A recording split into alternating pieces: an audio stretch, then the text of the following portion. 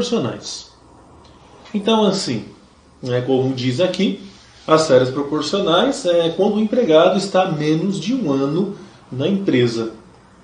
Professor, alguém trabalhando pode receber as férias proporcionais e continuar trabalhando? Depende. Já aconteceu isso comigo, né?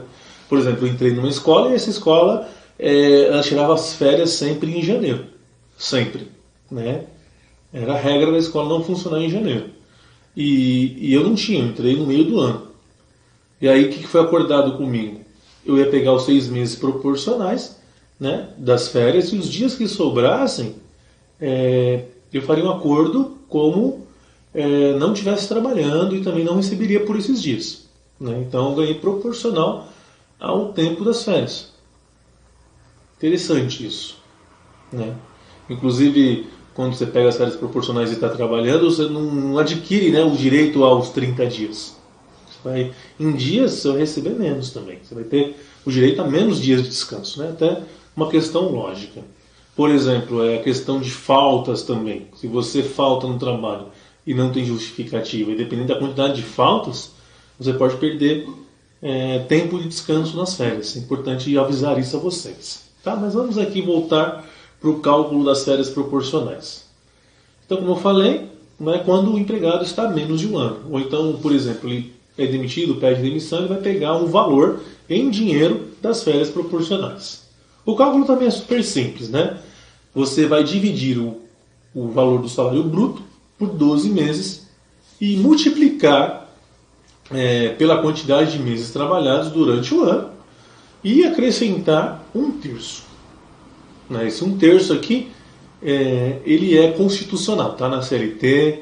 Então todo trabalhador, independente se ele trabalhou um ano ou se ele foi demitido antes, né, férias integral ou férias proporcional, ele receberá um terço sobre esse valor. Isso é constitucional, né, considerando os trabalhadores que estão vinculados à CLT dentro aí das categorias que a CLT oferece, né, não é somente o por tempo indeterminado.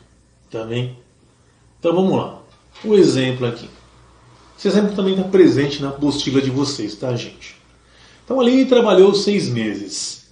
Ela ganha R$1.000. Quantos ela ganhará de férias proporcionais? Bem, se a funcionária ganha 1.000, então para descobrir, eu tenho que para descobrir, né, quantos ela ganharia por mês, no caso, ou dividindo, melhor dizendo, dividindo proporcionalmente esses 1.000 em 12 meses, então vou lá e divido por 12, vai dar 83,33 centavos. Legal, eu tenho esse valor da parcela aqui de 83,33, eu vou multiplicar por 6. Por quê? 6 meses corresponde à quantidade de meses que ela trabalhou, 6 e 12 avos, né? Se fosse 7, eu multiplicaria por 7, 8 por 8 é parecido com o que a gente viu no cálculo proporcional do 13º, é parecido. Legal. Então eu peguei R$83,33, multipliquei por 6, deu R$500. Tá? Legal. Então eu cheguei nesses R$500. Só que aqui eu vou acrescentar um terço do valor. Tá? E quanto que é um terço de 500, professor? Mesmo cálculo. Você vai pegar 500, multiplica por 1, divide por 3, vai chegar em R$166.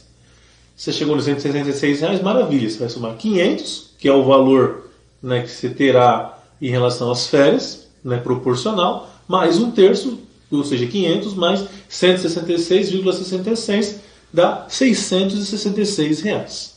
Certo, gente? Tranquilo também, moleza, não tem dificuldade, tá certo?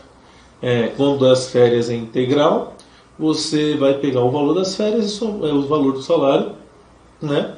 E o valor do salário base e somar um terço. Quando for proporcional, você vai pegar o salário, dividir pela quantidade de meses, depois disso você vai multiplicar pelos meses trabalhados e acrescentar um terço. Está super tranquilo, não temos dificuldades. Qualquer dúvida, contem conosco. Vamos avançar um pouquinho mais.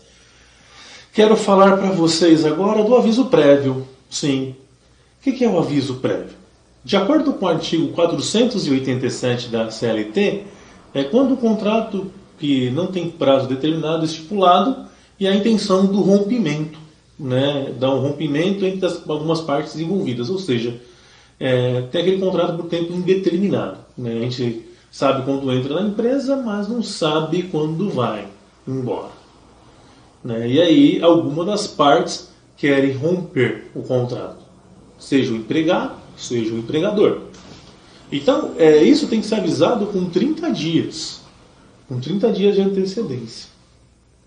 Tanto um quanto o outro, por exemplo. E aí tem algumas categorias de aviso prévio. Por exemplo, o aviso prévio indenizado, ou seja, o empregador avisa, fala, mas não precisa trabalhar mais os outros 30 dias. Né? Você pode ficar em casa a partir do dia que a gente avisa, do último dia aqui do aviso, ou melhor dizendo, vamos pensar assim, hoje é dia 1º, né? Hoje é dia 1º. Então assim, a pessoa sabe que será mandada dia 1º. Se ela for cumprir o aviso de 30 dias, ela vai trabalhar mais 30 dias, então até 1º de julho. O empregador pode falar para ela assim, não, pode ficar na sua casa, que eu vou te indenizar, eu vou pagar para você esse aviso. E o nome disso é aviso prévio indenizado. Tá? Ou pode acontecer também a situação seguinte, né? O empregado precisa mudar de emprego, ele avisa em cima da hora e o aviso, como o empregador vai se sentir lesado, ele pode cobrar esse valor do aviso nas multas rescisórias do empregado. Eles podem também fazer um acordo, né? O empregador não paga para o empregado e nem ele também não desconta do empregado, fica elas por elas. Então, são algumas condições que acontece o aviso prévio. Lembrando também que com o aviso prévio tem uma escala de trabalho reduzida, né? Por exemplo, se eu trabalho em horário integral, dentro do horário que eu tenho, por exemplo, 8 horas, eu vou trabalhar menos de 30 dias, eu vou trabalhar 21 dias. E se eu quiser trabalhar os 30 dias, eu vou ter que trabalhar em regimes de menos horas. Então isso é importante ser dito também. Tá? Aí aqui algumas observações dentro do aviso prévio ainda, que diz assim, além dos 30 dias, a cada ano de trabalho, o profissional deve receber mais 3 dias na empresa. Por exemplo, se eu trabalhei 1 ano na empresa, eu tenho mais de 1 ano na empresa, eu vou tirar esses 30 dias, a empresa vai me dar mais 3 dias de trabalho. 3 dias pagos, né? Eu não preciso tirar esses dias trabalhando. Eles vão, segundo a lei, me dar esses 3 dias em dinheiro. Aí um exemplo aqui. Se alguém trabalha 20 anos numa organização, ela vai receber os 30 dias comuns ali do aviso prévio, mais 60 dias. Tá certo? Agora, isso em relação do empregado. O empregado recebe. Agora, o empregado, se for o contrário, ele não precisa pagar 60 dias para o empregador, não. Eu trabalhei 20 anos numa empresa e eu quero ir embora, por exemplo.